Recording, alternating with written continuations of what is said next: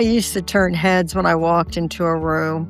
And then one day I realized that when I walked into a room, nobody noticed. And I got to tell you, that scared me a little bit. I remember one time in particular, I was standing next to the appetizer table, drinking a glass of wine, and looking around me as I saw all these young women prancing around, taking up space, laughing, and I felt invisible. Not overlooked, not even ignored, just invisible, like somehow I had faded away. It was almost like the world had stopped looking and I had stopped expecting them to. And I kept thinking, well, this is what happens when you get older. But that wasn't the truth. It just felt like the truth. And there's a big difference in that. I started asking myself a question. What did turning all these heads really mean to me? And why did I miss it so much? Because if I'm being honest with myself and with you, it was about some sort of validation. And when I finally let myself sit with that word, I had to ask myself, validation about what? That I was worthy of being looked at, that I existed in a way that registered,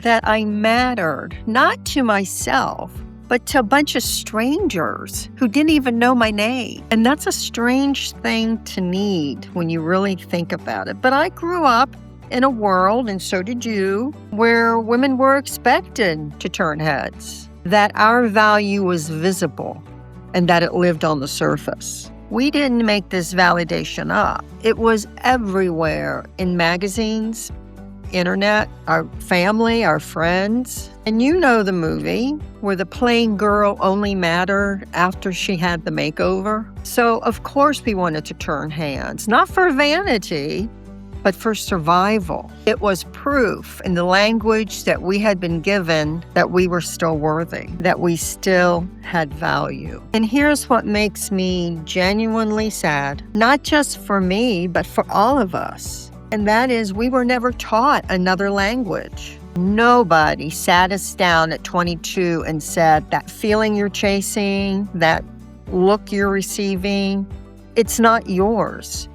It's borrowed attention because it lives in other people's eyes. And the day you can't borrow it anymore, you're going to feel like you lost something that you never had to begin with. I wish someone would have told me that. So when I felt invisible at a cocktail party, I was actually feeling the loss of a system collapsing that I had been relying on all my life. And I didn't even know it. I had outsourced my sense of worth. And the market had changed. And that's not an aging problem.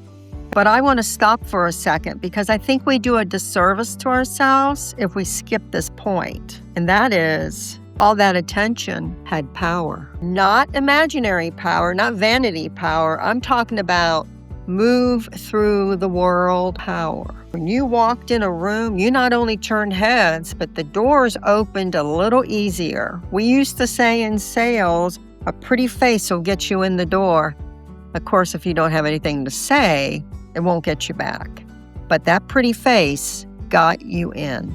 That's power. I mean, think about it a minute. You were able to get the better table without asking. People leaned in when you spoke. You were taken seriously in conversations before you ever said a word. Opportunities came to you that other women had to chase. Was that fair? No. Was it right? No. Was it real? Yes, it was completely real. It was access.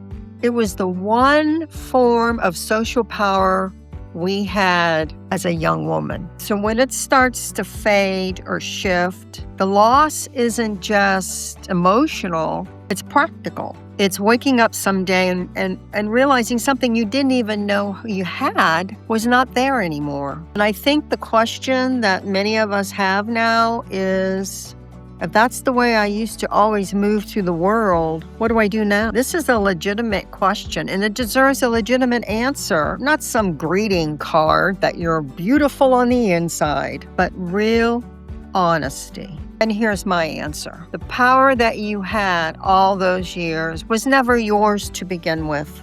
It was borrowed from other people. It could be given, and it could be taken. And one day, it would be just less available. And that's the thing with borrowed things. Eventually, you have to give them back. But there's another kind of power, one that doesn't depend on who's looking. It's the power of a woman who knows exactly who she is, who has been through things, real things, and is still standing. She walks into a room not hoping she'll be chosen, but knowing she belongs there. The power doesn't fade with age, it builds. And the women who have it, you feel them even before they speak.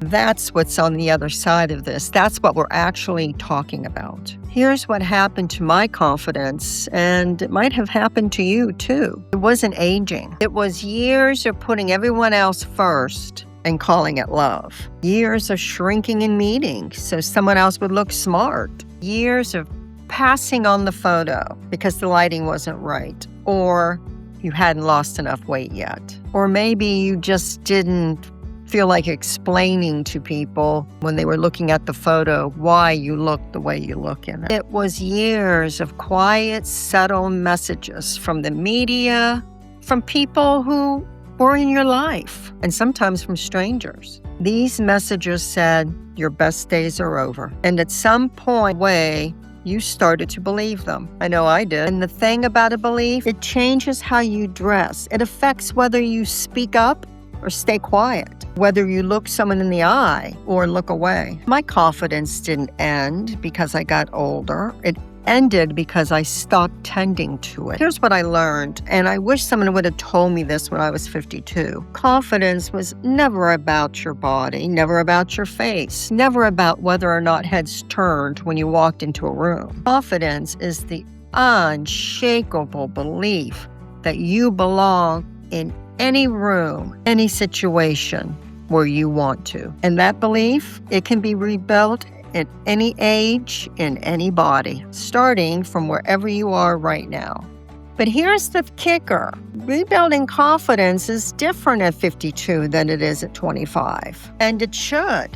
You're no longer trying to impress the room. You're trying to inhabit yourself more fully. So let me tell you what worked for me. Not overnight, not magic, but real. The first thing I did was stop waiting to feel confident before I felt confident. I know, that sounds backwards, but confidence comes from action, not inaction. I started making eye contact again. I started walking in the rooms like I had somewhere to be. I started wearing colors I love, not colors that I thought were appropriate for my age or that made me blend in with everyone else. Small things, maybe ridiculous things, but they sent a message to my nervous system. You are still here. You still matter. You can still take up space. I also had to grieve my past. I had to grieve the version of myself I thought I had lost. I had to let myself be sad. Grief isn't weakness. It's actually what clears the path forward. Third thing that I had to learn, and this was the tough one, and that was deciding that being seen was still something I deserved. Not earned, deserved. Just by being alive, just by still being here.